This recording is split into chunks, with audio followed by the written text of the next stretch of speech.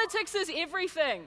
As individuals, all of those particularly really big problems can seem far too difficult to solve. We can get really fatalistic about it and just be like, oh, that's just happening anyway. I can have no impact on that. You can think that, you can dig your head in the sand and pretend that it's not happening. But the very reason that we elect representatives to Parliament is to solve these issues. クロエ・スウォーブリックさん。26歳の若さにしてニュージーランドで国会議員の2期目を務める。メンタルヘルスの問題や気候変動対策、化石燃料への非依存化など、現代社会ならではの問題に光を当て、地域コミュニティと共に走る彼女の姿は、若い世代だけではなく、幅広い年代の有権者の共感を呼んできた。今年10月に実施された総選挙では、ニュージーランドの北端、地元のオークランド市の選挙区で見事議席を勝ち取った。そんな彼女が世界で一躍有名になったのは、昨年2019年11月の出来事だった。Mr. Speaker, how many world leaders for how many decades have seen and known what is coming, but have decided that it is more politically expedient to keep it? 気候変動に関する法案について演説していた彼女に対し、年配議員からヤジが飛んだ。In the year 2050, I will be 56 years old. Yet, right now, the average age of this 52nd Parliament is 49 years old. Okay, Boomer. その瞬間彼女は、OK, Boomer. ベビーブーマー世代の方は静かにしてください。このように言い返した。Change is so regularly sacrificed for power. 若手議員から年配議員に放たれた手厳しい言葉を世界のメディアは大きく取り上げた。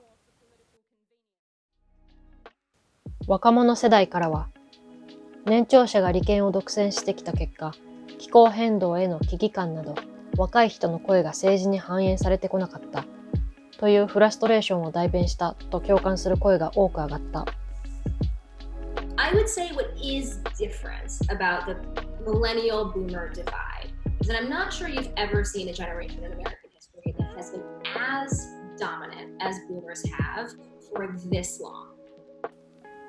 米国では OK ブーマーは経済的に苦しい思いをしているミレニアル世代の本音そのものだと社会課題として扱う動きも出た一方で、年配の人に対して失礼な言葉ではないかという批判も噴出した。政治の世界で若者が変化を起こすことが非常に難しいのは万国共通の課題だ。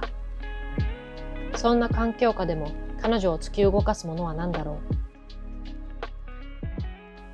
ご本人にお話を伺った。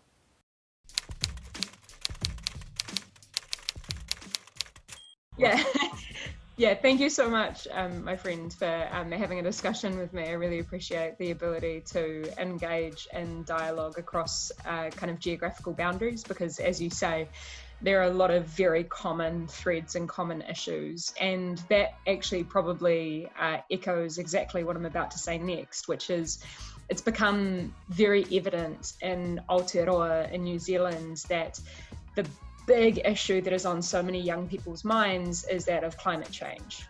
But there also is a very nuanced recognition of how climate change and the issues of climate change cannot be separated from the issues of inequality. And where that has started to play out, particularly in a country like Aotearoa, New Zealand, where we have experienced colonisation, one of the last countries in the world to be colonised in the way that we were by the English, approximately 160 years of which, you have also kind of a third understanding of Te Tiriti, or the Treaty of Waitangi, and the justice that is necessary for Indigenous cultures and practices. So that's kind of the holy trifecta, I guess. It's different facets or different insights, different doorways or windows to understand the same issue, which is fundamentally an issue of justice. So when we talk about a world that everybody respects each other, you also therefore have to have a world where everybody respects the environment that others live in. Because right now there is beginning to be a greater mainstream recognition in this country with particularly the adoption of the School Strike for Climate movement, and tens of thousands of young people, hundreds of thousands marching across the country, which might not sound like much in the context of Japan, but in this country of nearly 5 million people, it's huge. And that led so many young people to be able to so eloquently articulate how particularly our most disadvantaged, particularly when you talk about us being in the Asia Pacific and the Pacific Islands, who have been responsible for the least amount of carbon emissions, being the ones who are going to experience the worst impacts the fastest. And then you talk about how those who have the greatest concentrations of wealth are able to continue moving further and further away from the impact that they're having on the planet, and how that intersects with politics. So in a nutshell, it is justice, but it is climate justice, it is economic justice, and it is Indigenous justice. Controversial issues that old generation tend to avoid in environment. What drove you?